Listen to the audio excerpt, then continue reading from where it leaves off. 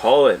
How's it going, man? Good, you? Awesome. Good. Oh, good. Thanks, man. Better than I deserve. So, first and foremost, I'm really grateful you're able to share your story today, chat with me, and kind of pick apart the nuances and peel back the layers of kind of what you do, classes you teach, and the way you coach your athletes. So, thank you very much for doing the show today. Thanks for having me. Awesome.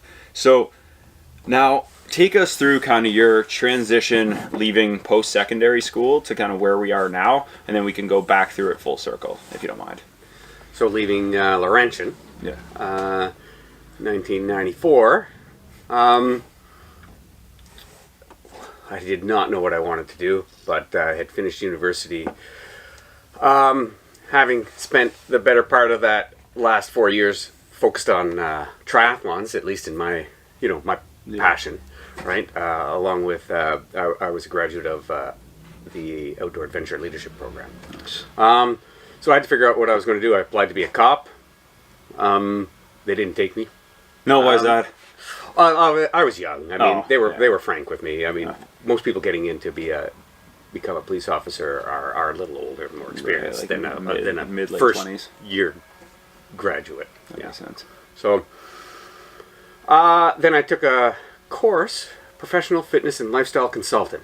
I lived in Deep River with my parents.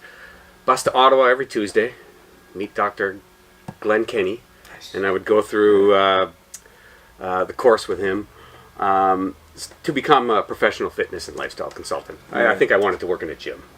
Finish university, this is what I want to do. And the highest level of certification I could get without a master's or a PhD was that certification. Oh, nice. So that went on for a few months, and then I got a job in Petawawa at the end of the summer with the military, PSP, Personnel Support Program. So I was a fitness trainer. Yeah, interesting. In Petawawa, yeah. What was that like? It was an interesting experience. Yeah, and I get to share that a lot with my class, and I teach a fitness class, so I usually go into what I did there with in Petawawa. It was it shaped a lot of who I am, I would say. So Dundonald Hall in Petawawa was the name of the gym, and we serviced the military, but we were civilians. Mm-hmm. So you're bottom of the totem pole, really. Yeah. Through that experience, though, I got to work with JTF, Canadian Anti-Terrorist Squad. Well, actually, I worked with a few people trying to get into that, right? They didn't know anything about the training that they had to do. They knew they had to be really fit, and they had a few ideas on the kinds of things they had to do to be able to succeed in the fitness testing. So I got to work with a couple guys in that regard. One of them got in, the other one did not, but that was simply psychological testing that stopped the other guy from getting in. And they could only tell me stories about what they had to were going to have to do, because at that time JTF was secret. The government hadn't even acknowledged their existence. So I got to do things like that. I got to run lots of fitness tests for the military. Sometimes I'd have nearly 100 of them in front of me while we were doing some kind of training plan. I'm 24 years old.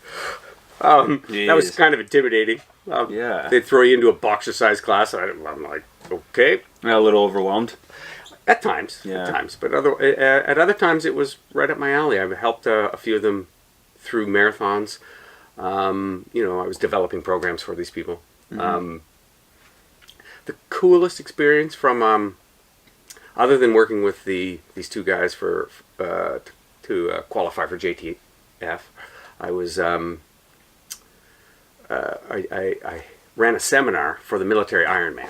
Oh wow! Yeah, so that is a grueling event, 30K rucksack, followed by, I want to say, a several kilometer portage into a several kilometer paddle. Into a 5K rucksack. You're looking at the winners doing this in 5 hours. Disgusting. Yes, and these people were in the military. If you're a grunt, I mean, you're training all the time. Yeah. But what they asked us to do was to create a seminar to help them train for this. So we put together a 2-hour seminar, and we would deliver it over and over and over again to each of the different battalions. And I was into triathlons at the time, so I was really just pulling on all my triathlon knowledge to put this together. Pulling on the nutrition information as well, which was at the time I was thinking the 40-30-30 diet. That's what I was passing on to them. And the first seminar might have been a little rough, but it got better and better. And I had to make a training plan for these guys, so it was like, I don't know if it was any good. I'd probably make it completely different today if I had to do that. But it was maybe 15-hour a week I put together for them, and I think most of them were doing more than that. Yeah. And then they got to go and watch the event as well. And that's wild. Yeah, there was a lot of interesting people in the military. How do you spectate an event like that? I probably had a job. I probably was. I guess you're stationed. I was probably stationed somewhere. Yeah. Can't really remember, but I remember seeing the guys that I had been training and talking to all coming across the line. 5, 6, 7 hours, 8 hours into it. Yeah, it was inspiring. And in the military, you'll get a lot of really freakish athletes. Yeah. You don't see them in sports because they're in the military. But some of these guys could be Olympians, and you've got big guys, 6'2", somewhat heavy, but yet they can run a 2:40 marathon. Yeah, it's like, come on. Yeah. There's some really impressive people there. And one of them, he won this military Ironman the next year. He ended up becoming the best arm wrestler in the world. Wow. Yeah. Very specific. Yeah, to do. And I see videos of him now, but I'm like, hey, I knew him. Yeah. Nice. So imagine being the best arm wrestler in the world, yet winning a military Ironman. I mean, this is one of the most impressive people I've ever come across, right? Wow. Physically. Yeah. Jeez, that's wild. Yeah. And so, training in the military and training those guys in Petawawa, how did? What was next? What was next after that? How long did that time frame last? It was a year. As much as it was a positive experience. Yeah. Sounds like a busy year, though. Yeah, but I was making $10 an hour and I was full time. Oh, nice. Okay. And I was the highest qualified, trainer I could be. Right. So there wasn't. I didn't see a future there. So within a few months, I was applying out to Teachers College, rather, and applied to Teachers College. Got in. So I did my year in Petawawa. The next year, I was in Teachers College in North Bay. Nice. At Nipissing? Yeah. Now, I'm curious about that. So, when it comes to applying to Teachers College, if you already have a degree or if you already have, are you able to still go into Teachers College and not have to start it from scratch or get a degree if you just have, say, a 3-year college program or a 2 years college program? I'm curious about that. I think you need a bachelor's degree typically. Yeah. So if you have a college diploma or advanced diploma, you need to. That's where I'm like, because there's no way. In what? Yeah. Okay. Okay, because I think if you're going into construction tech, that's what I was wondering more about. It's probably different. Yeah. Okay. I'm not an expert in that. Yeah, that's what I'm thinking about though, because there's some people I know, and then myself, I'm like, okay, well, if eventually you can do Teachers College for this, well, what if? But it sounds like you need a bachelor's before, or you have to complete an undergrad before going into Teachers College, right? I would say usually. Yeah. Okay. Yeah, and I'm not sure how it works with the trades and the recent push that the government's putting on the trades. So there might be other ways in if that's what you're going to end up teaching. I'm not sure though. Interesting. That makes a lot of sense. So, you got in at Nipissing. Take me through kind of what that was a year at Teachers College, or was that 2? 1. Yeah. Yeah, it's 2 now. Yeah, it was 1 then. Nice. Got in early. Hell yeah.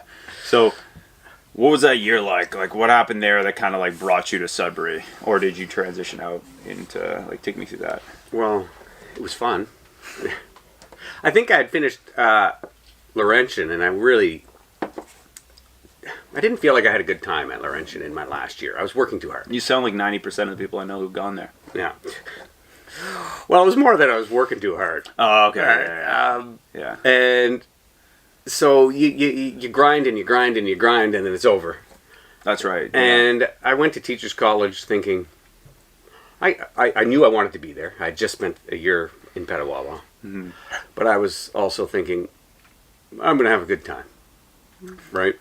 I'm going to work hard and I'm going to have fun, and I'm not going to do what I did in my 4th year at Laurentian. You almost didn't have that like you almost regretted enjoying school a bit, or I guess. Well, I regretted not enjoying school in 4th year university. So now I wasn't going to make that mistake again. Yeah, so I met some good people, made some good friends, spent too many nights out, but we also did well in school, and you worked hard and you played hard.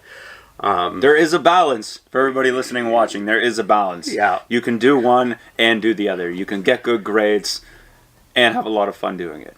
Yeah, maybe only for... it's not it's not sustainable. Sorry. Yes. You're right, Colin. Let me preface that. It's not sustainable. It's not what we're saying. But for 1 year? Just go. Yeah. You can do it. Yeah, I think the message there was, I mean, you have to enjoy yourself. I had...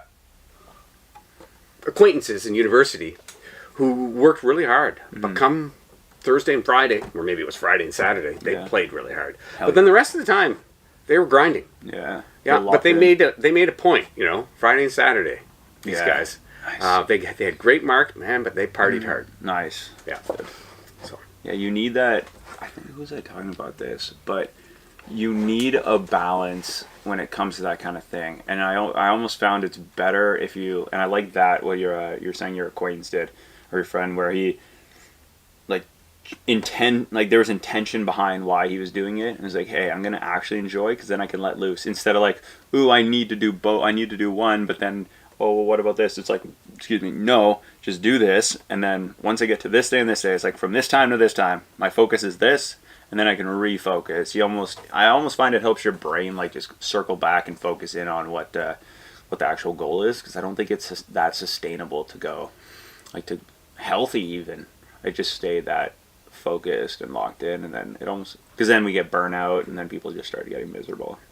You have to find what works for you, right? And you have to find a balance. It's very specific to the you person. have to have fun, man, or you're just not going to have any drive to grind. Right. Yeah. Interesting. Yeah. So, when you finished, did you like apply? Did you always want to teach high school? Were you trying to get to university or teach in elementary? Like, what was your? I did not want to teach when I finished. And I came to Sudbury right after that. My wife to be was doing her master's. Oh, nice. So we met in university in Sudbury, and I knew she was going to be doing her master's. And I was 2 years ahead of her, so it was easy. I was moving to Sudbury, and I had a bit of a tax refund. Right? Sweet. So we moved into MSR. Yeah. And I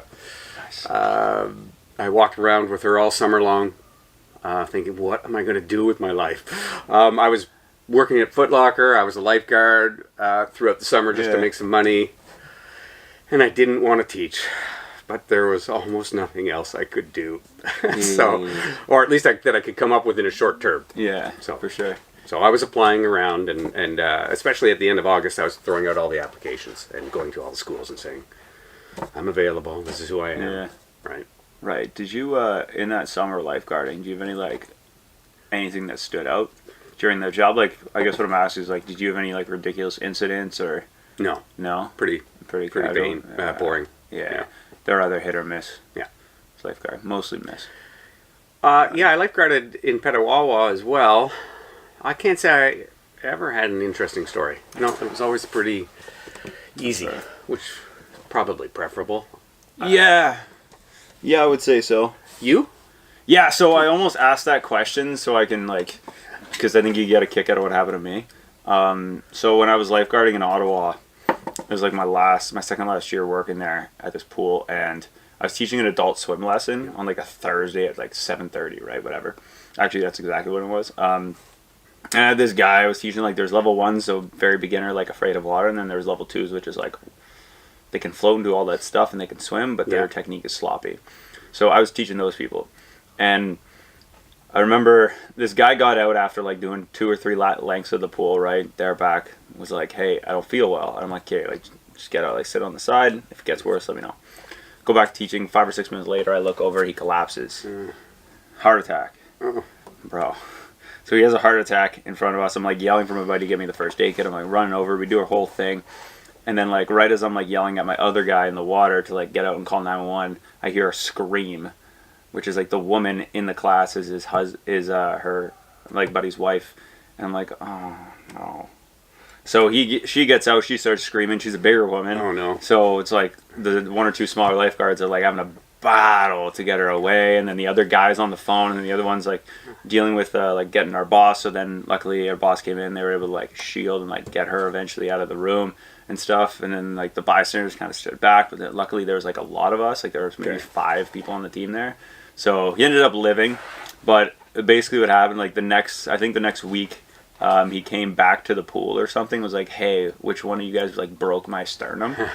And I was just like, I'm sorry. Because I guess what he remembers is he remembers getting out of the pool and waking up in the hospital. Okay. I was like, bro, that was the most traumatic experience of my life. And you don't even remember it. He didn't thank you? No, he was kind of more just like, I mean, he was grateful. And his wife was grateful. Okay. But I think he's just like, man, you just broke a bunch of my ribs. Because he just has no idea, right? So I'm like, man, that was my traumatic experience of my life. And you're going to forget. And like, it didn't even happen for him. Which was like a very, very... Right. Weird. Yeah, it's weird just a blank thing. spot for him. Yeah. So like I found with lifeguarding, I never had anything even remotely close to anything happen. And then I had that. And then I had nothing else after it. Yeah, that would be just scary. Like, stop running on the deck. Yeah. And then that was it. That was the most action I got. Actually, I had a little more action. I Nice. did remember an incident. But we swim tested military personnel. Jeez. And so some of these people couldn't swim. Yeah. They wouldn't tell you. Or they didn't know they couldn't swim. So I do remember somebody jumping in off of the diving board Yeah. and just sinking straight to the bottom. And we were looking at each other, uh-oh. It's like, does he come back up? So, grab the pole, yeah. put it in front, nothing. Nothing. Bang on the head, and then they grabbed it. And then you pull them up. Oh, man. Yeah, it was funny at the time. Jeez. I mean, we were on it, Yeah. and the person was fine. But Thankfully. they wouldn't even grab the They pole that didn't was sitting know. in front of them. And I don't know what they were thinking when they were on the diving board. Yeah, I don't know either. Am I going to float? I don't know. Let's find out. Right? Like, I feel like the person had never been in water. And you think they'd tell you. Yeah. No. Anyway, that was cool. Yeah, interesting. So when it came to, did you get, like once you apply to a bunch of different schools and stuff like that, did you like hear back right away? Did a bunch of people like message you and see like, hey, you come in and interview to these schools, or was it just like 1 or 2 that got back to you, or what was that process like? Probably stressful a bit. Yeah, I think I would go out in the morning and go to the schools and ask to see the principal and give them a resume. Most of them would say, I like that. we'll see what we can do. But then I went to Llewellyn, and I talked to Rick Burdenick, Okay. and he took an interest. And this is right near the end of August. Yeah. But he said, I don't have a job for you, but my principal buddy, Jeff McKibben, might need you. So drive out to Levac and interview with him. So Okay. out I went to Levac. Right? All right. And I think I went out that day because I think Rick got on the phone Yeah. and said, Jeff, I got a guy for you. He's coming out. Hell yeah. Okay. Okay. Sweet. Yeah, so Rick was really That's cool. really good. So I went out and I saw Jeff. I worked with Jeff for 1 year at Levac, 7 years at Llewellyn, and then like another 5 years at Llewellyn. So I spent a lot of time with him. Wow. Anyway, I went out and got interviewed. And I think between Rick and Jeff had already talked. So Yeah. it sounded like they were going to hire me before I interviewed. Like Rick must have had a feeling. Yeah. Right? And this was his last year as a Right. principal. So I mean, he would have had a feeling, like Yeah. you would hope. So I'm interviewing with Jeff, and at the time there was provincial action, and so teachers were interviewing at this and teaching 4 out of 4. So it means there's no break in the day. You just go from Yeah. class to class to class. Usually there's like 3 in 1, right? Yeah, that's right. Yeah. It's a ridiculous schedule. It sounds exhausting, yeah. Yeah, and the position I was interviewing for was calculus, senior bio, senior chemistry, and something else. Yeah. And Intense. I was biology and phys ed. Mm-hmm. So the chemistry and the math were going to be a huge stretch. That's a battle, And I yeah. just looked at it, and I knew I couldn't do it. I'm Yeah. like, I don't think I'll survive.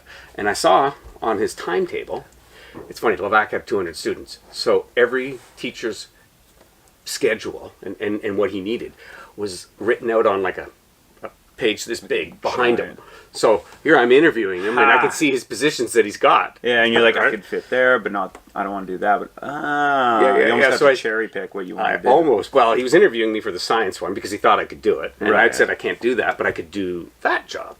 And this job was art and English. It was 2/3. Yeah. It was grade 9 art and grade 12 applied or college English. Sure. And those weren't my teachables, but I was confident I could do that. Yeah.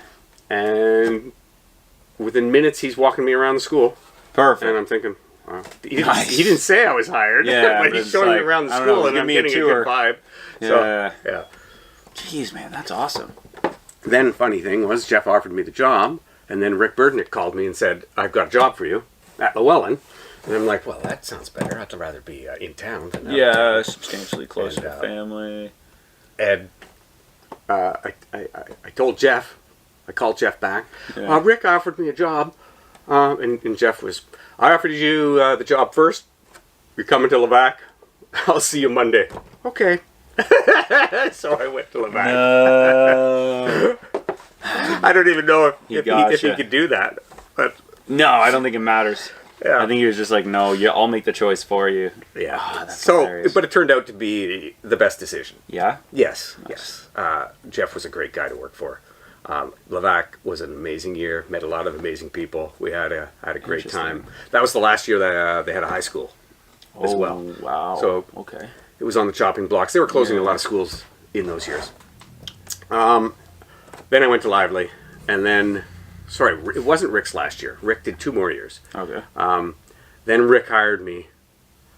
So I went to Lively the next year after Levac closed. And then Rick hired me at Llewellyn. And, Nice. And then he retired. So I didn't work with him. Okay. And Jeff had gone over to Confed in the meantime and then came over to Llewellyn as well. Okay. So Jeff and I met back at Llewellyn. Nice. And he worked there for another 7 years. Nice. Yeah. Now, what made him? Was it Rick? What made Rick a good leader in that sense when you started to work with him? So Rick I didn't work with. Rick was the one that hired me. Yeah. McKibben was the one I worked with. Yes. Thank you. Yeah.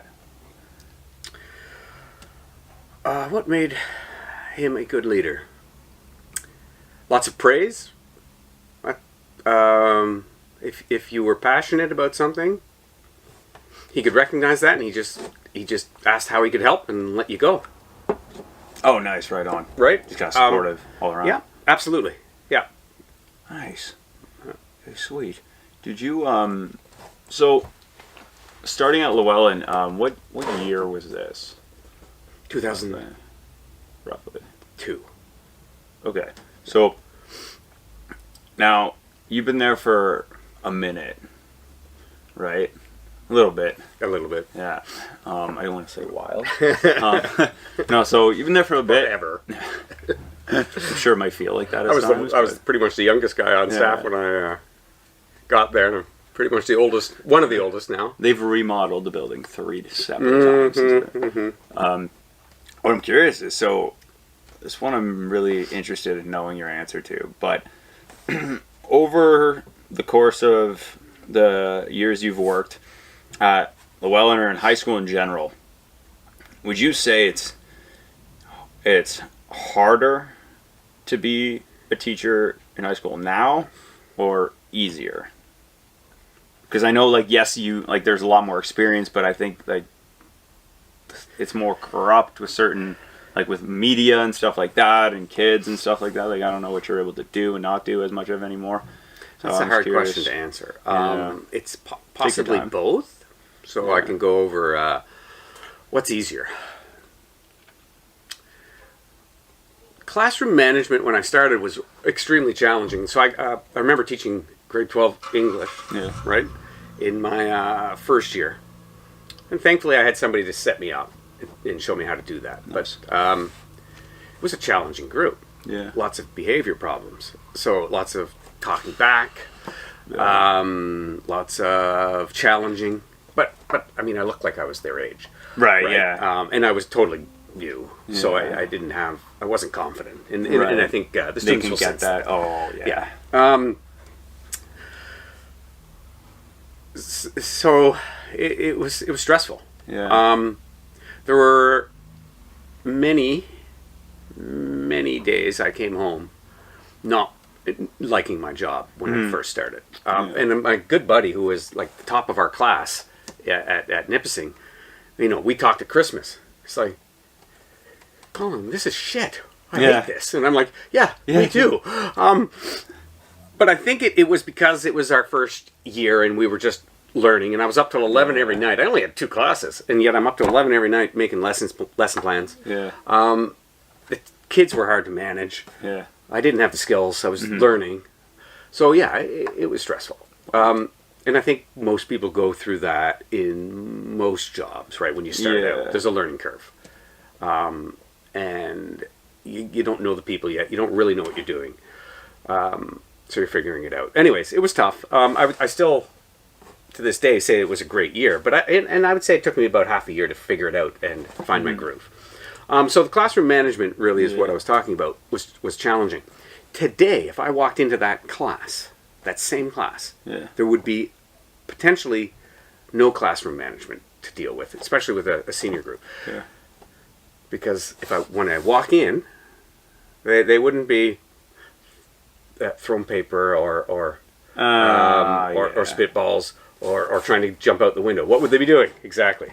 Yeah, it's just eyes on like the movie WALL-E. Their faces are all in the screens. Yeah. Unless you make it so that their faces aren't in the screens. Yeah. Right. But that is the default today. Their faces are in the screens. Interesting. So classroom management is a different game, and in some ways it's easier. Mm-hmm. Well, it's easier if you need it to be, if you want it to be, or if you're lazy, because you don't have to take them away. You can just leave. If you don't take the screens away, their faces will be in the screens. And if there's a troubled kid, or a kid rather who's difficult, and you're tired, and you see he's on the screen, you can leave him on the screen, and he won't be a problem. Yeah. Not a good solution. No. It's temporary, but yeah, that even then, it's not an admirable tactic, but it's still it's unfortunately used. Now so what you've got to do with a class is you've got to get those screens away from them, and have them put them away. Now the class does not devolve into what it used to. Right. I wouldn't say they immediately become challenging. Yeah. They almost don't know what to do. So I find the classes are much more quiet than they used to be. Really? Yeah. Oh, and you can also channel the. Well, it's like sometimes you don't even know if you're. Well, sometimes you don't even know if you're making an impact. Yeah. Right? Because they're unresponsive sometimes. I mean, at the beginning. Usually, once you teach for a while, this particular group, you figure it out. You can understand. And they figure you out, you figure them out, and it'll work. But yeah, the default is for them to be on their screens. You take away the screens, they almost don't know what to do. So give them something to do quickly. Yeah, classroom management is in some regards a lot easier. That's probably one of the big differences. I would call that almost a con, though. Yeah. I guess we were talking about how teaching is different, right? Yeah. So that's one big way. It's not so much easier. It was more just the time you started. It was difficult because it was I was new. Well, and maybe that was my experience where I was. Yeah. Although that was my experience in the second year as well. I'm also much older and much more confident. Yeah. And so if there are, I'm going to be better at managing a class anyway. Makes sense. Yeah. Now, I'm curious about before we dive a bit more into like management strategies and stuff like that. I'm curious about. I want to pick your brain about that. But what is like a way that people, both in general and as teachers, if you want to do both or just pick one, could fast track that initial like learning process? Like, what is something that you learned later on that you're like, man, if only I would have known this would have saved me. I would have been able to go to bed at 10 instead of 11 every night. Kind of there. You know what I mean? Well, get a job in your subject area, maybe. Well, I don't know if there's anything. I mean, you have, like, they don't, maybe now that Teachers College is 2 years, maybe they're better prepared, but with 1 year, that's, I would hope so, yeah. They're just giving you enough to survive with. Right. So you really do have to figure it out on the job. So just experience. Experience helps, yes. What do I do now better than I did then? Yeah. You certainly want to engage them instantly. First impressions count. I can go back to my grade 9 science teacher. Yeah, please. First day he made some concoction. So I'm a grade 9 student, first day in high school. Yeah. First class of the day. A little intimidating. Yeah, for sure. What does the science teacher do? He makes something on his desk and he makes an explosion. Hell yeah. Right on, grade 9 boys. Classic. Love Grade it. 9. Anybody. This is awesome. Yeah, me right now. Yeah. That's awesome. So I did that when I taught science. Yes. Make a good first impression. Yeah. Be engaging. Try to be inspiring. Right out of the gates. Do something fun. Because that first impression matters. It matters a lot. Yeah, absolutely. Right? And if you can hook them right away, then later on, if you screw up, or if you have to go through a bunch of stuff and it's boring, you've already got them. They'll forgive you. Yeah. Yeah. Interesting. Never thought of that. Yeah, because I guess it does. You do have to.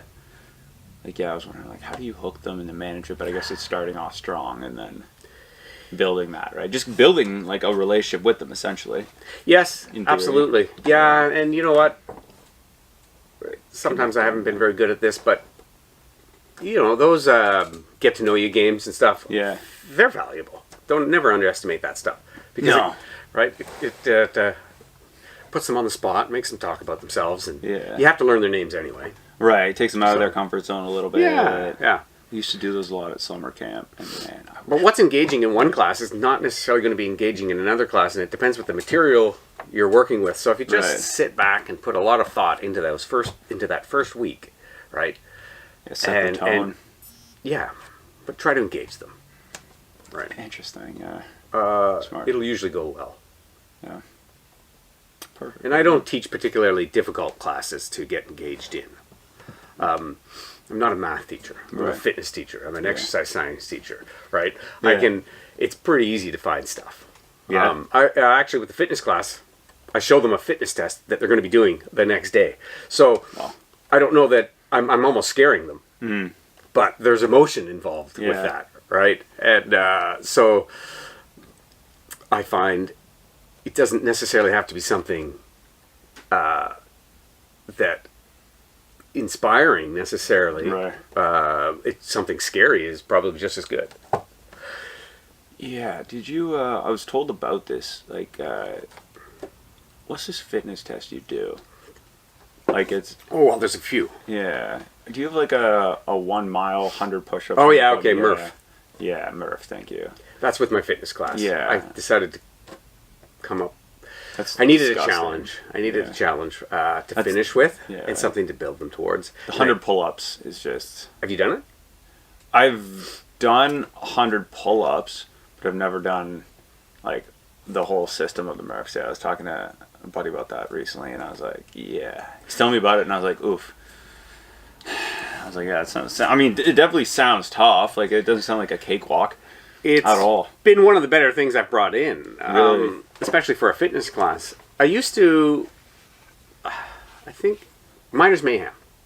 I tried to get kids to do Miners Mayhem. when Miners Mayhem. Yeah, do you remember that event? I know of. I've heard it. Like, it sounds familiar. So it's kind of like a Tough Mudder. It's Sudbury's answer to a Tough Mudder. Nice. Right? And it's going to be happening again yeah, this year. About, and it's going to be happening, I believe, at Kivy in Apex. Oh, cool. It's going to be putting it on. Yes. Are you able to say that? I don't know if that's out yet. Well, I saw it on social media. Okay, so we're good. Because I know they're like building up to an announcement, and I wasn't sure. I was like, oh, does he have like insider trading information? No, it was Facebook. And I have Dennis on Facebook. Yeah, okay, so we should be okay. Yeah, okay, that's where, yeah, okay, you're right. They did. So it was, but I couldn't get I couldn't get very many kids to go and do it, right? Okay, yeah. So eventually the idea of doing Murph popped into my head somehow, and I wanted to do it myself, and people had told me they had done it, and I thought there was no way I could do it, but anyway, implementing it, training for it once a week, doing it at the end of the semester. Mm-hmm. The kids modify it, of course. Yeah. I mean, there are some kids that will never be able to do 100 pull-ups. Yeah, so that's challenging for fit people. It's very challenging, and that's actually not the hardest part of and the like real pull-ups, right? Not the little. No, you are allowed to kip. Not the kip. Yeah. You can okay. Kip. Oh, thank you. Yeah. Yeah. I still probably wouldn't like. Oh, you could. I guarantee you could do it. Yes, absolutely. No, I mean I wouldn't kip. I would try not to do the kipping. Yeah, I don't kip when I train. Yeah. But in order to do this competition you quickly, have to. Yeah. Okay, I see what you mean. So in fitness class, I'll show them a couple of the CrossFit films. Yeah. Are you familiar with those? No. Oh, you'd like it. Yeah? Yes. Yes? Absolutely. Ooh, okay. Yeah. I'm excited. So, I think I might have watched one of those films. Maybe that's why I brought it in. Yeah. And one of my coworkers goes to CrossFit in Sudbury. And so we were talking about it. And I think he might have helped inspire me to do it. He told me his time as well. And of course, being who I am, I'm like, competitive. I can't let him be the fastest Murpher in the school. I've got to be able to do it. Hell yeah. So the challenge was set. Anyway, the kids will modify the workout and to whatever is challenging for them. So it might be that you're doing less pull-ups when the day comes. It might be that you're doing some sort of lean back row. Mm-hmm. Right, you might be doing modified push-ups. Same type of engagement. Yeah, we modify each of the exercises if need be. Yeah. If they complete it unmodified, I do have a board that their name goes on. Oh, that's cool. So nice. And I do have records posted. Nice. You know who did it the quickest, and I have two variations on it: the indoor Murph, where we run laps of the gym, like in the winter, or an outdoor Murph. So I have two separate boards for that.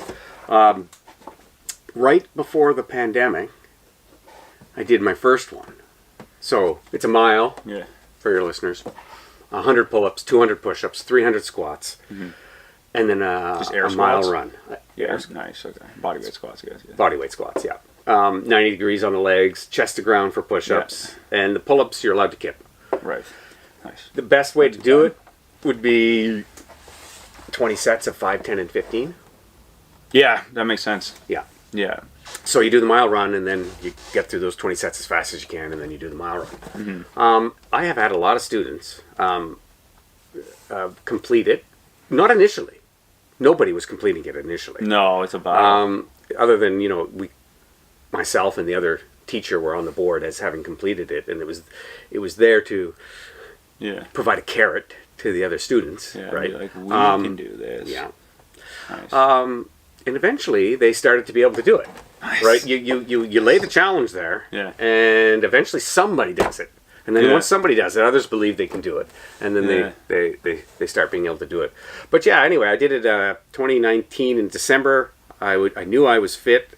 Went into Christmas break not having done it, and I thought, I know I can do this right now. So I went into the weight room in our school, ran on the treadmill, ripped out the exercises, ran on the treadmill. It was so hard. Yeah, I couldn't believe it. Jeez, on the treadmill, and I didn't even do it right. I didn't find out until afterwards. It was 20 below, and I was running outside in a singlet trying to cool off because it was so hot in my gym. Jeez, And I think then I got sick, and I was sick for a couple weeks after. That makes sense. But it felt great, and I thought, then the pandemic hit. So I issued the challenge again to my class, and then as soon as the restrictions started to lift, a few members of the class met at the back of Beatty, along with my coworker, who's the CrossFitter, and we did it outside of Beatty, because they had a pull-up bar in the back. Yeah, and that's Yeah. nice. So and we measured out a mile, and we did it, and that was the first group of students I got through this test. Nice, that's cool. And then we've been doing it ever since. And I'll watch kids pushing themselves for nearly an hour to get this done. No other thing that I've done in the classroom comes close to getting kids to work that hard. Yeah, you don't say. How do you instill that? Like, is it just like the challenge and then like progressively go? Because I found today, I was talking about it with my buddy during this run, right? It was like the more you do, the more confident you get that the bigger thing could be done, right? Like when we were running, we got to a point where we were at 15 and we're like, well, if we just run back, well, we've then completed the run, the distance we need. Right. So once we got to the half marathon, we're like, man, we're like halfway to what our whole race will be. And once we got to 30, it's like, no, we just got like a little 12 left to do, and we can do this. So it kind of like the more you do it, the more confident you get that everything else can be done. Yes. But originally we didn't have that confidence, so you have to build it. How do you go about in kind of like building or instilling that? Because it's easy for kids to give up. I found a lot more than like a buddy or myself, or like people in their 20s who've done a lot more, whereas these kids might not have any reason to like be confident in what they're capable of. Yeah. And so I can go through the process there. Yeah, please. But to be clear, it's I've done a lot of triathlons, a lot of road races, and when I go hard at Murph, it's as hard as anything that I would do in half an hour. Absolutely, yeah. If not harder than anything else that I've done for a half-hour time frame, if I'm going hard. So it is hard. And to see a kid that's really average fitness at best pushing through for nearly an hour to get it done, it's glorious. To get them there, it's we call it Murph Monday. We work out on Monday towards that. So it's really just push-ups, squats, and pull-ups on Mondays. And we start with, they can modify the movement. Yeah. And the first workout I'll do is an adequate number of push-ups and an adequate number of pull-ups or pulls in 1 minute. So it's not very many. Right. But we'll go for 25 minutes straight. Right. So you're not tired at 10 minutes. No. You're not tired at 15 minutes. But by the time we've gone for 25, the muscles are getting tired. So we're building capacity. Right, safely building muscle capacity. Yeah, you're not going till failure every time. Like you progress. There's no failure at the beginning. It feels easy. Right. But by the time you're doing 3 pull-ups a minute, let's say for 25 minutes, you've done 75 pull-ups. Yeah. Which Insane. How many people have done 75 pull-ups in a workout? But not really many people. Going at a slow pace, you can get it done safely. Then we start building those numbers, and then we start doing it like intervals. Right? And we start increasing the numbers, but giving breaks. Then we'll do a half Murph. Then we'll just do all of the exercises. Yeah. So like you were saying, they start to get the confidence that they can do it. And the hardest part isn't the pull-ups. You would think it is, and that's what I was worried about. I thought I would hurt myself. It was the mile run after the squats? Okay, yes. But it's push-ups. 200 push-ups in that kind of a time frame? Yeah. By trying to do 10 push-ups in a row, by the time you're at 150 push-ups? Yeah. I mean, you said it's a mile and then 100 push-ups. 200? No, it's 100 pull-ups. Okay. 200 push-ups. Yeah. 300 squats. Yes. And we broken down into this 20 sets. Okay, yeah. You can do it any way you want, but that is generally the way people recommend it. Yeah, after pull-ups? Oof. Yeah, okay. Yeah, I could see why. It's challenging, and it hurts. Yeah. Yeah. Man, that's awesome, though. Jeez. Yeah, it's great. And I try to do it every year with them. Yeah. I was pretty fit to do it last June, but I got sick right as it was happening. So I had to go and do it on my own afterwards. But I got my son to time me, and nice. I posted my result afterwards. But, the wind was out of my sails at that point. I'd been training all semester with them, and then I just couldn't perform the way I was going to be able to. But So, moving a bit forward from that, what that does inspire what we kind of talked about when we FaceTimed for a bit the other week was I've noticed you kind of said something that triggered me a little bit in a good way of like it caught my eye or caught my ear, and I was like, never thought about it like that. You talk about coaching high school athletes as a 4-year program, not as like I got them for a semester in a class. Right. Or like a year for this sport. You Right. see it as I have them for 4 years, and you Right. train them in a 4-year development, which I think that blew my mind. I never thought of it like that, and I don't know, and I think that's why you recognize how you are with your coaching is because that, like, you're treating it almost as if it's a varsity program. It feels like with the 1 to 4 year development. I think that's a fair statement. I find, well, and it works, right? Yeah. Now that we're doing skiing, Right. I wasn't doing skiing in my first years as a coach. Oh, okay. Mind you, I would start track and field in November. Yeah. So happens that I'd rather be outside skiing in the winter than in the halls coaching track. Fair enough. So we start track later now. And with the coaches that I've had that have come on board and have taught me how to ski coach and coach with me, I mean, this is a good system. I remember coaching for many years, and, a lot of our athletes are seasonal, but a lot of our athletes will stick with us throughout the year. Yeah. And I do remember thinking, I don't want to be a seasonal coach, and I don't want to have an average running program. Right. With a lot of sports, an athlete would sometimes prefer to go to the club. Yeah. Maybe they would prefer to go to a club because the expertise is higher there. Right. And I didn't want them to leave because the expertise was higher there. So I wanted us to offer as good a plan as anyone. Right. So that meant we had to know what we were doing Oh, as well. absolutely. And that evolved over time. Like I didn't know anything when I started. And I have some degree of confidence now. Nice. So I want to run a high school plan, a high school program as good as any club would run it. Right. That makes sense. Yeah. Right. That's, just if you're competitive, you want to do everything as well as you can do it. Yeah, absolutely. Right. Yeah. And so that meant understanding that, at least having that vision and that idea, right? So anyway, the runners, once the runners started going through cross-country running and joining into the ski program, which only started really in the shape that it's in 8-9 years ago. Yeah.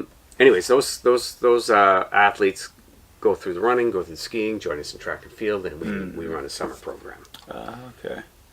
Interesting. Did that, what kind of inspired that approach you took? Was it like you had a conversation with an old teacher, an old coach, or you like met with a couple people and you were talking, you're like, I should probably start thinking about it this way, or did you always like want to do it and then it just kind of eventually developed as the years went on? I'd say it eventually developed. And it became an option.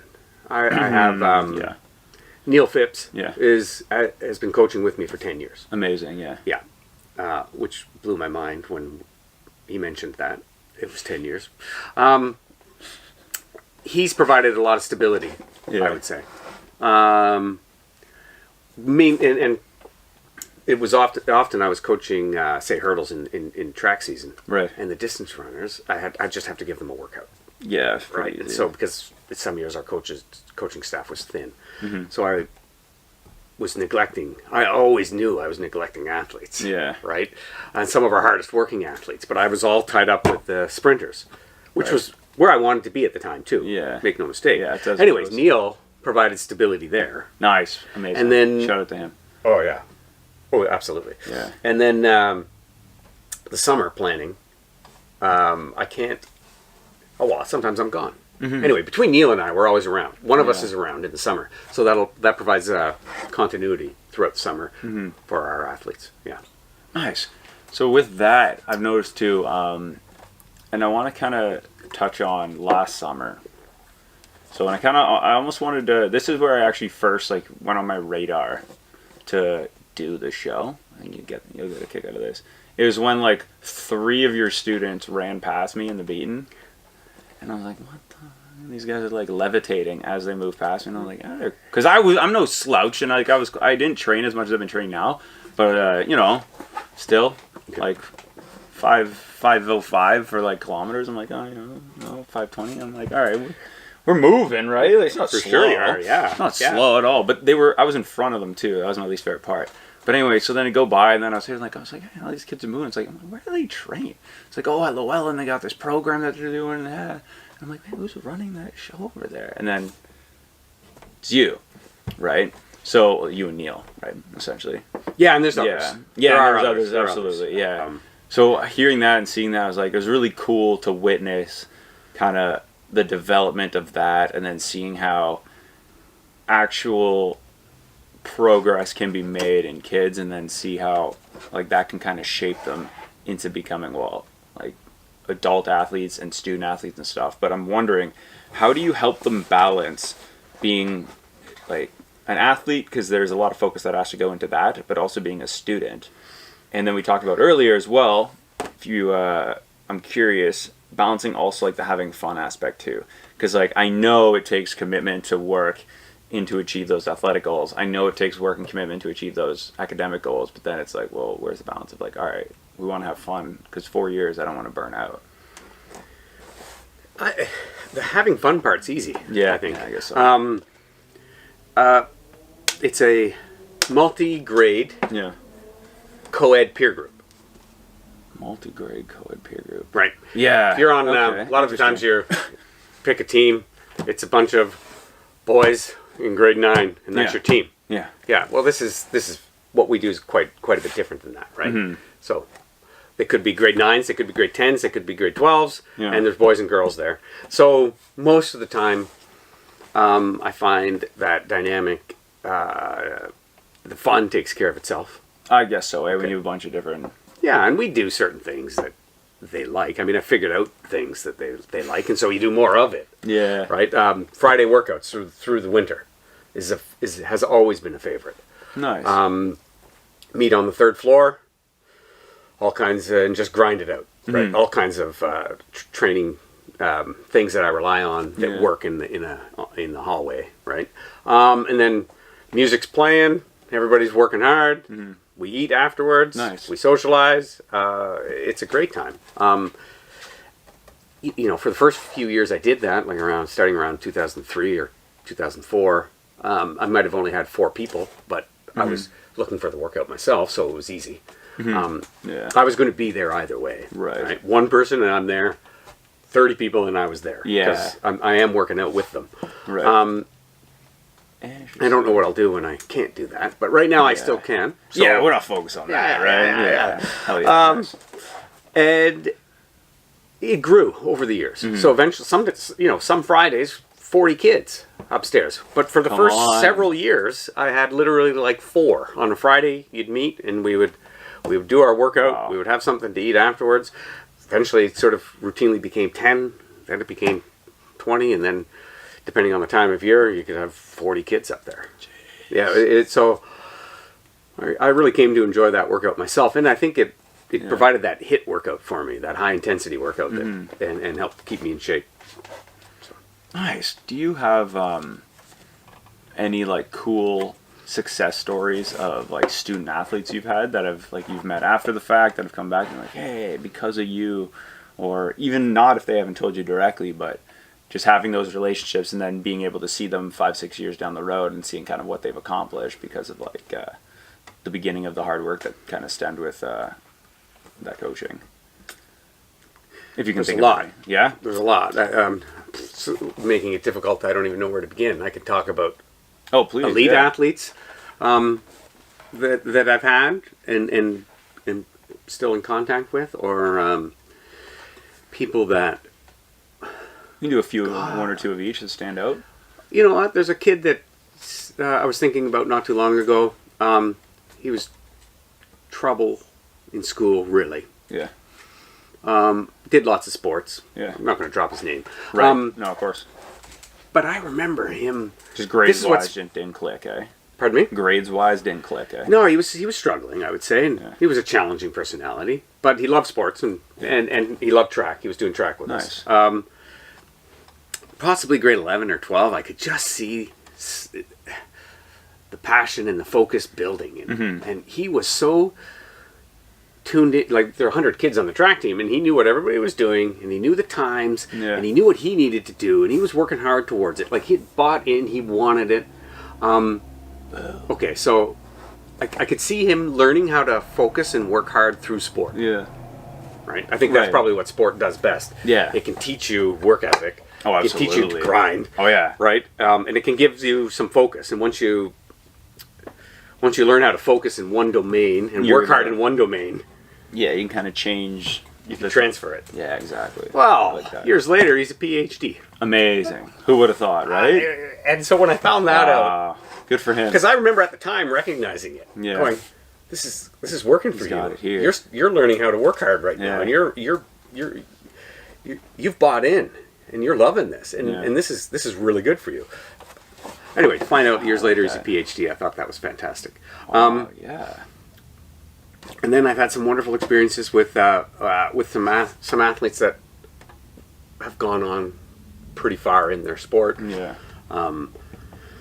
Most notably, like one that I directly helped get to the 2016 Olympic trials in Edmonton. Sweet. Serena Sankarche. Okay, she was a hurdler. Yeah. That's exciting. Wow. Yeah, well, she did her 5 years in the NCAA and Yeah. came back in 2015, and we kind of looked at each other thinking, I coached her in high school. Yeah. She did her years At the in Division One, yeah. and then she was in Sudbury, and the Olympic trials were in a year, and so we had a chat and said, well, let's do this. That's and it. So nice. there we, on top of coaching the running and probably just sort of helping with the skiing at that time, but mostly doing track through the winter. I would coach the high school kids, and then Serena would show up and coach her. Nice. And that's cool. learned a lot that year. Had to get a lot of help to coach a kid at the national level. Yeah. And the experience was in Edmonton was really cool. We learned a lot that year. It's really hard to train a sprinter in Sudbury. Yeah. By the way.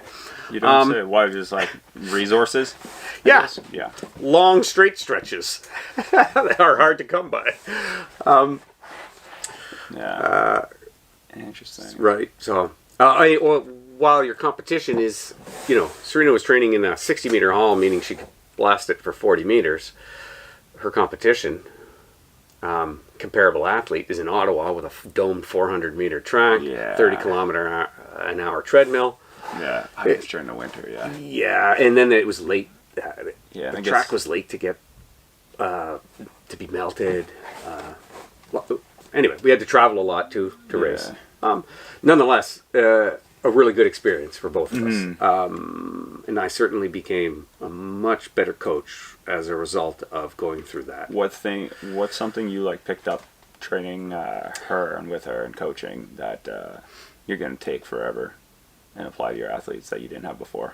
Well, I had to talk a lot with Dick Moss. Yeah.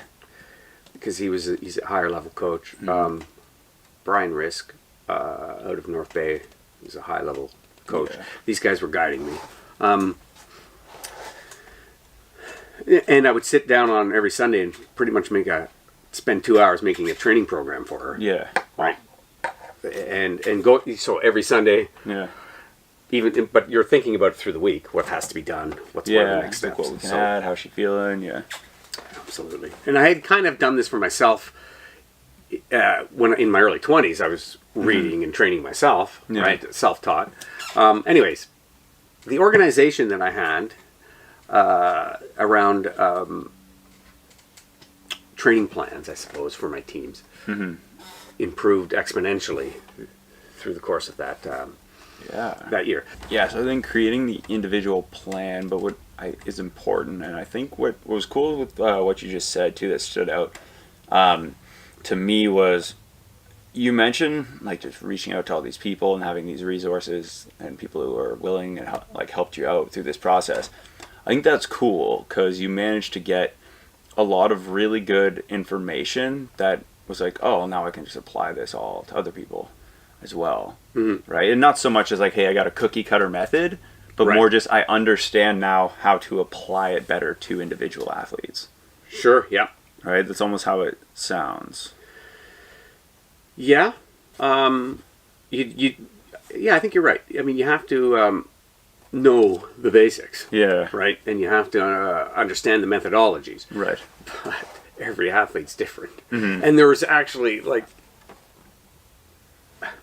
there's different methods to get to the same spot, too. But there's underlying principles that don't change. Right. Progression. Like what? Yeah, progression, yeah. Right? Yeah, we just talked about frequency. Yeah. Individual differences. What are they? There's a whole list. Anyway. but overload. Yeah. Progressive overload. It would probably be about the most important thing that you could do for any athlete or individual working out in the gym. It's how you get stronger, it's how you get faster, it's how you get bigger.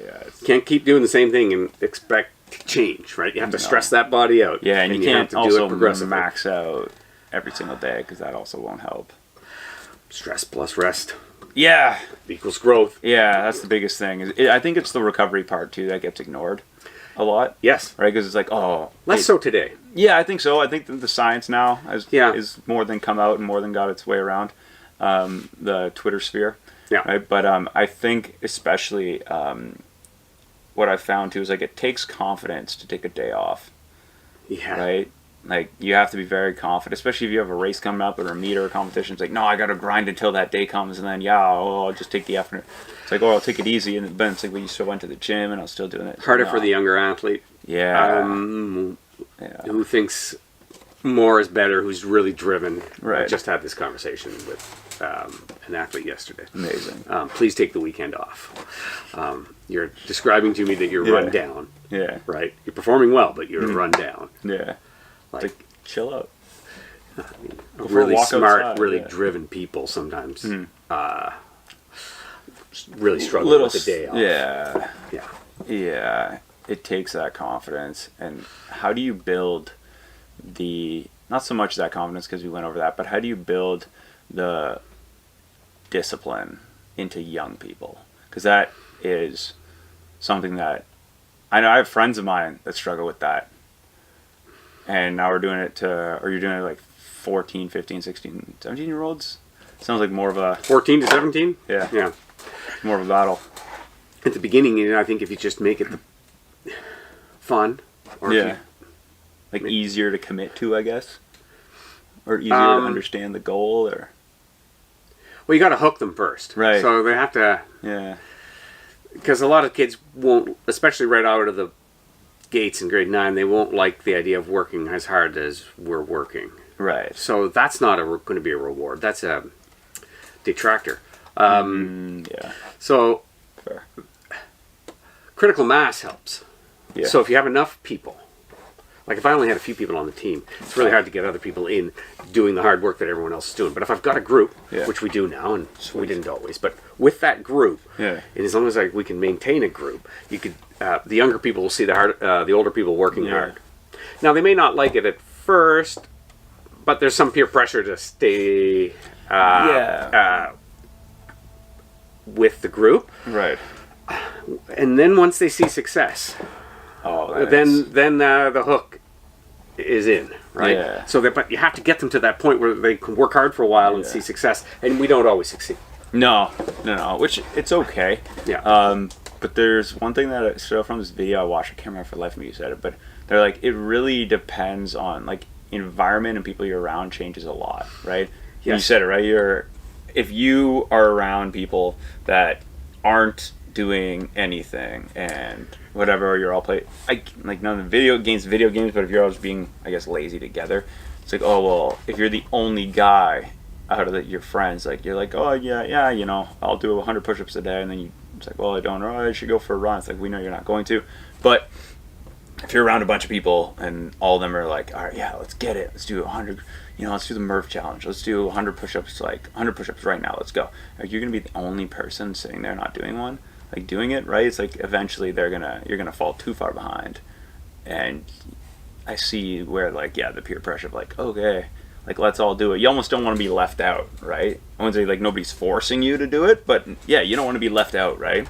Well, I think that helps. Yeah, and it's usually good. Sometimes it's not. I mean, I remember years ago with track and field and the relay meet, and we would win most of the relays. You know, some of the kids didn't want to be on that team that didn't win. Oh, of course not. Yeah. So amazing.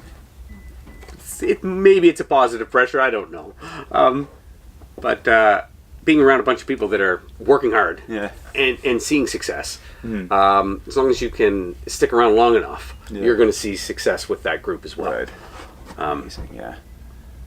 And if it's the place to be, if the team is doing well, and you know it's doing well, and you want to be a part of it, and it's for lack of a better word, it's cool to be a part of that team. It is. Yeah. Then that's at least a good way to get started. Right. Yeah. Smart. I think there's a lot to be said about when athletes are trying to develop and they get to that point of like winning and they're getting used to it and stuff, but how do you build like especially young people, because I feel there like there is a lack of emotional maturity, right, especially in like young men, like even like dudes in like my age or in their 20s and still like I'm still progressing and I'm trying to get better and I'm still emotionally immature at times, right? So I can only imagine for people like that. So how do you coach or teach like failure or like I guess losing, or it's like, oh, it's just part of the process, which it is, right? But like how do you coach like, hey guys, like yeah, we didn't win this one but we can get the next one? Like how do you coach that? It's right here. Oh, I guess so. Yeah, lead by example. Lead by example. Shout out to you, Troy. Appreciate you, brother. Well, we lose a lot. I mean, yeah, and we do well. I mean, losing with humility is a trait you can lead. Being emotionally stable yourself, I suppose. All the typical things that coaches talk about, at least, and try to exemplify. I mean, leading by example, good sportsmanship. I'm trying to come up with a good answer for you. But leading, like leading by example. I mean, it's okay to lose. I mean, it is indeed. It's totally okay. And then, sometimes we talk about it. There's no such thing as losing. There's winning, or there's learning. Yeah. Right. And it's okay to be disappointed in your result. Yeah. But we'll talk you through it. You have to process it. Figure out what the lesson is, and be ready to move on. So we do try to teach grit, right? And part of being gritty is dealing with loss, being resilient and bouncing back, right? And if they're passionate enough about what they do and they understand that the process is more than one season, right? Big picture. Yeah, and they need to understand that there's going to be peaks and valleys, right, in that long road. Yeah. That's the best I can do. I love it. So, lead by example. Do you have like an individual like racer, I guess? Because I know you teachers get summers off and stuff, right? So I'm wondering if you, which means in my eyes, you have like time to do like your own challenges and stuff, right?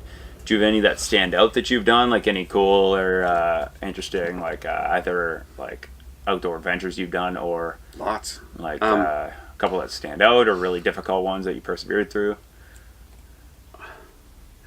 I can go over some recent ones, and then maybe a more epic one will pop into mind. When I've always been active. Yeah. I was doing I got into triathlons when I started university. Right. Okay. And then it just grew, and I wanted that badly.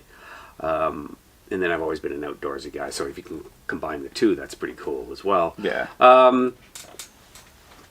And I think I found myself so busy a number of years ago that I thought all my pastimes have to be outdoors or physical, right? Because otherwise I'm going to be out of shape in no time. Yeah. But I found that really centered me, really. And so, anyway, when summers came or when vacation comes, I'm working out more, right? Yeah. I know a lot of people think they get out of shape in the summer. I'm like, how is that possible? Yeah. You'd almost get bored not having too much time. Yeah, maybe. Yeah, I don't get bored very often, Yeah, but I just wanted, like, I want to work hard in the summer, and I want to train hard. So, you know, I've always had that Deep River Triathlon where I grew up. That triathlon is what got me started. And then when I moved to Sudbury, I can talk more about that if you'd like. Yeah, I'm curious. I'm like, huh? But then the Beacon Classic locally as well got me going. Deep River is where I grew up. Back to the triathlon. Yeah. Did you have a question about that? Or? Yeah, I was just like, oh, Deep River. Cool. Yeah. Anyway, they have one of the longest running triathlons in the country. And Interesting. yeah, so I remember it as I was growing up, and I think at the very end of high school, right before I came to Laurentian, I was volunteering, and I was just on the road telling the runners which way to go. And my high school teacher ran by me, and he just looked right at me and he says, "You should be doing this." I don't know, that one statement changed my life, because maybe I will. Went to Laurentian, joined the running team with that in mind. Didn't have a running team in high school, but I joined the running team at Laurentian. Oh, that was hard.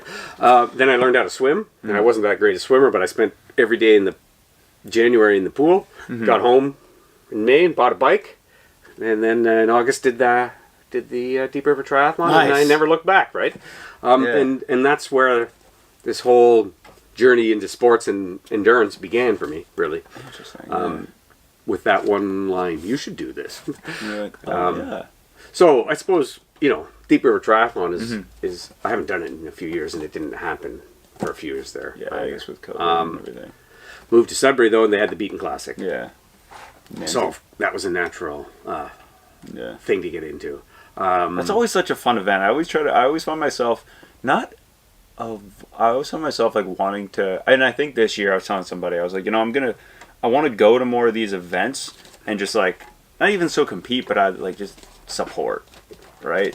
Yes. 'Cause I find them like, I almost feel like if I don't, like I either have to go and do it or don't go, which is it's a bad way of looking at it. Yeah, and I partnered up last time, and I've done it the last like 2 years, and then there was a 2-year, 3-year hiatus, and I did it like, back to back.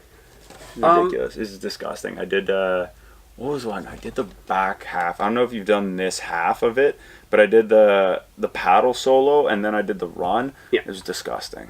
I was bad. Man, my legs were... It wasn't even my legs. It was like I was sitting for almost like for 40 minutes roughly, right?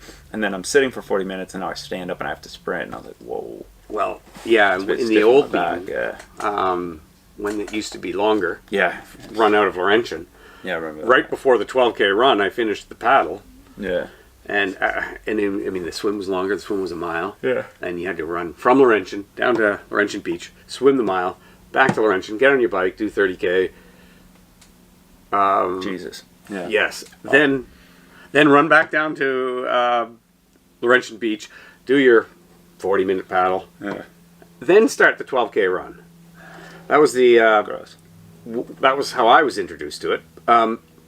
Anyway, I remember one year coming off of out of the canoe, and both quads seized. Boom! Flat on my face. And that was the most agony I've been in for 1 hour, because the quads would not really let up. I mean, I walked for a bit. I tried to drink stuff, and eventually I could run again. But the quads were sore the whole way. Yeah, there's no like immediate like fix. Oh, it was, man. Yeah, it was awesome. It's what we call, and a good buddy of mine kind of introduced me to this term, because I kind of told him about what my vision of it is of fun, but he was like, no, well, I look at it as this and this, but I'll tell you more about him after, remind me, but because I think he'd be a good person for you to like interact with and talk to. He's a cool guy. But so he tells me about this thing called type 1 and type 2 fun, right? Right. I'm familiar. So, yeah, so amazing. Yes. So with the like, oh yeah, like let's all go on a roller coaster. It's fun while we're doing it, but like nobody really looks back and goes, hey, remember the third ride we did, like that third trip on the Leviathan? And be like, nope. But I'm like, oh, I remember the time I climbed a mountain. I hated every second, like every step. I was like, this is painful. Got up to the top. I was like, this is amazing. Love it. Ate a couple sticks of pepperettes and then went back down. I was like, hell yeah. It's kind of like easy fun or easy dopamine versus earned hard fun and earned dopamine. Yeah. Yeah. It's a very interesting, like, very different things. Very different things, but both like, I mean, both fun, but yeah, the fun while you're having it versus the fun like after the fact. I mean, I find that far more rewarding. Oh, rewarding for sure. Yeah, it's more fulfilling. Yeah, absolutely. It was hard to do it, but you look back, well, I got to do that again because you feel so good afterwards. Yeah, yeah. And you might have worked really hard to do it. Yeah. In the first place, and then you accomplish something. I would say as I've gotten older, I've gotten to a place where sometimes I'm having fun doing it. Yeah. More often than not, a little bit. Yeah. Maybe I'm just grateful I can still do it. Yeah. But there's nothing better than being in a race against somebody, like a friend. Right. And you're all of a sudden you're competitive with each other and you want to beat each other. Yeah. And so it goes on maybe for a couple of hours. Oh, it's great. Yeah. I'm not afraid of that pain anymore. I do remember sort of when that went away, but you know, like kids won't do exercise unless made to sometimes because it's uncomfortable. But eventually, I think if you do it long enough, you totally look forward to that. Yeah, it's weird. It's a weird shift that goes on, and I don't know if it's like you said, it's you just do it for long enough, you eventually are like, it almost becomes more of a lifestyle than it does anything, and you get like used to it. Yeah, right? Maybe like, used to it is a better way of thinking about it. You know how you're gonna feel after too. Yeah, it's true. Like I know I'm gonna feel better, and like I'll train in the mornings, like some days in the week, and when I do, and it's like a hard wrestling practice from like 5:30 to 7 a.m. I'm like halfway through it. I'm like, the coffee's gonna taste so good after this. And then Yes. It does, right? Yes, it does. And it's like, the lake feels so much colder, and like everything seems to like be more relaxed, right? Yeah. And you're like, everything else seems to be like more manageable now. Life is good. Yeah, it's like you know what you reminded perspective me of if I could design my favorite day, what it would be. And amazing. It's kind of it could be showing up to the beaten. Yeah. And doing it. Yeah. Right. Exhausting. Extremely hard effort. The after party, or I always find the races and the events that you do every year are kind of like reunions. Yeah, that's a cool way to look at it. I like so that. The beaten is a reunion. Yeah. Okay. So is the Deep River Triathlon. Yeah. It certainly was, at least for many years. It's like I'm seeing people I haven't seen in a year. You catch up afterwards. Yeah. You have a great time. You eat a meal, right? Yeah. You spend the afternoon there. You help clean up a little bit.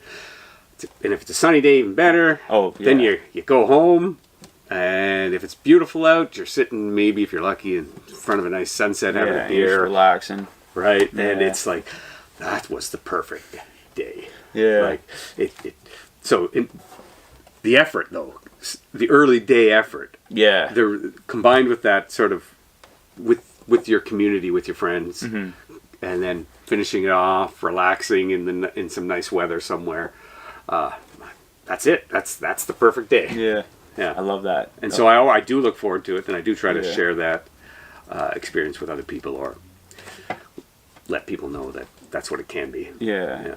I like that a lot, man. I think there's something I've been watching and that I've been saying a bit lately too. Is like, if I'm not suffering, I'm not happy. Or like if I'm not struggling, I'm not happy. I'm like, there needs to be some struggle to get to, like, anything good is earned.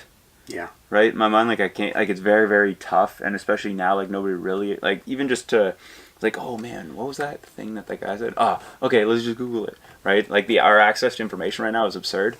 Like, just the ease of it. So I think it kind of makes everything lazy and our attention span smaller. So we don't have the drive to build up the confidence or the repertoire of just, like, doing difficult things and then building onto it and just and getting good at those yeah, difficult exactly, things. right? So developing Yeah. some form of mastery. Yeah, and some skill to it as well.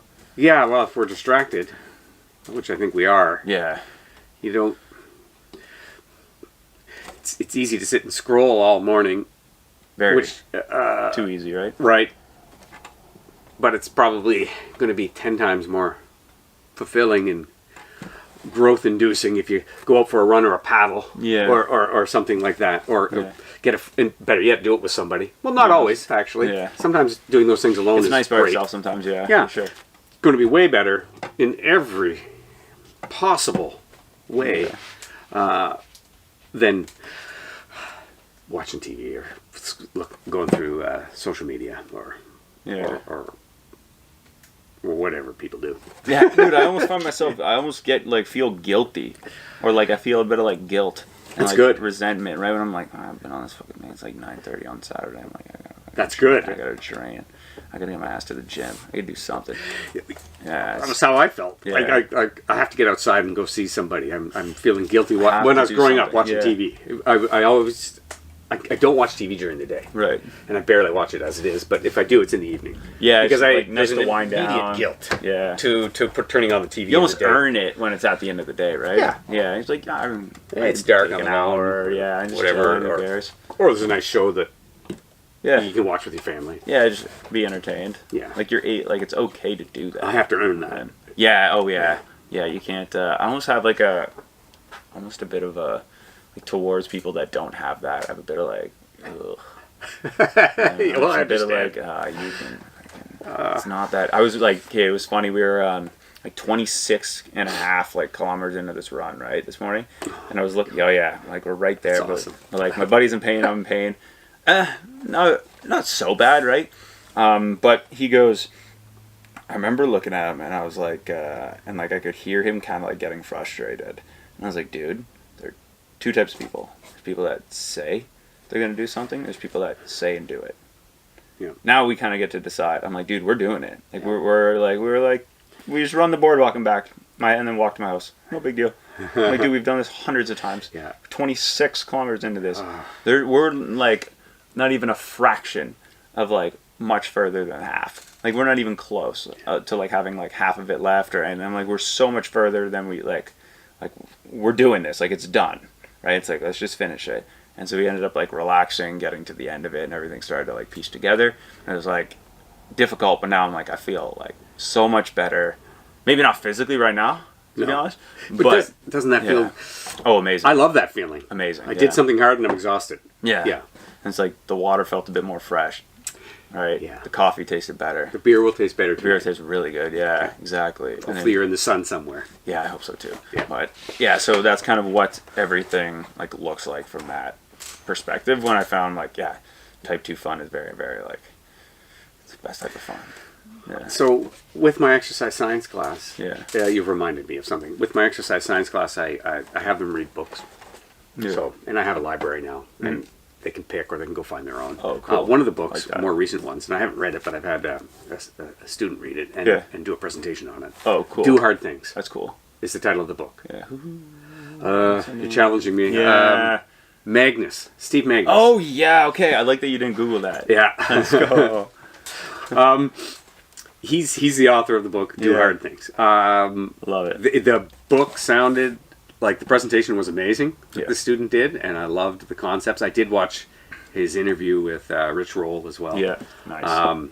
But I mean that, and since then, I've been telling my students if the opportunity arises, Yeah. like that's the secret to life. Do hard things. Yeah. That is it. More fulfilling. You feel better. Everything. Yeah. Yeah. Find a challenge awesome. and embrace it. Yeah. Yeah. Like, enjoy the process of it. Yeah. That's, I think, a very important thing that I think gets overlooked. I mean, we say, oh, yeah, enjoy the No, actually enjoy it. Like, you're meeting the people, you're having fun, you're getting in better shape, you're eating better, you're doing all these things. And my buddy and I are kind of going back and forth this morning. I was like, why? Where I was like, hey, man, like, what have we done since? It's like, we're a lot more bonded as friends. And, like, starting there, I'm like, we're both eating better, we're both in better shape. Everything else, like all the other like athletic things we're doing is like seems easier and smoother. and like we're just more relaxed and everything. When did this just feels process better. start for you? We kind of committed to the process in like January, February. We had done a couple like 5, 10, 12K runs. You were working out before this, though. Oh yeah. More strength based. No, more like jiu-jitsu, Okay. wrestling and stuff like that. And then I like you saw the weight room and setup that I have here. It's a weight room, weight bench. Right there. Yeah, right. So thank you. I do like, so I was doing that, and then like I used to like run track and stuff in like high school and stuff like that, and cross country. So nothing was too much of a shift to like focus in on this, and it was just like, I'm doing it to have fun, and it is. And people didn't like when I said this. I kind of triggered a couple people, but I was like, it's just running. Like, it's just running. Yeah. And like people are like, man, I gotta run. I'm like, it's just running. Just do it. It's like walking, but like a bit faster. Yeah. Like, people put stress on these things, and I'm like, it's not actually that bad. No. Right? You put a panic in your head. I'm like, well, you're already fatiguing yourself because you're putting stress on it. Do everything you can to not be stressed during it, and it'll go a lot smoother. How has your fitness in the other things you do changed since you've started towards this challenge? A lot. I find I can maintain a good pace longer. Just more, even with the martial arts training. Yeah. Though that's helped the running, and the running's helped that. So they kind of right. So instead of not running, I'm now running once or twice a week. Okay. Versus before, where it was like I just wasn't doing it, and then now it's like I'm progressively adding, and then now. Unless you're specifically trying to be a bodybuilder, running is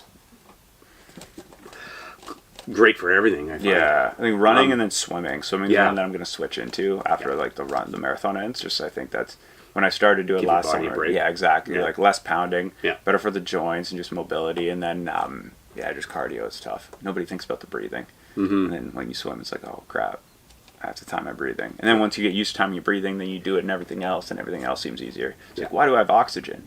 Because I know how to breathe, right?